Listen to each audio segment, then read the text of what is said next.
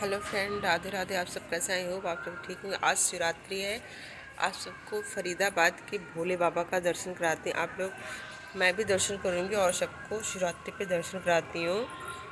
जो जो मंदिर नहीं जा रहे वो भी दर्शन कर सकते हैं। जैसे बहुत लोग की तबीयत खराब होती है तो मंदिर नहीं जा सकता तो वो भी दर्शन कर सकता है।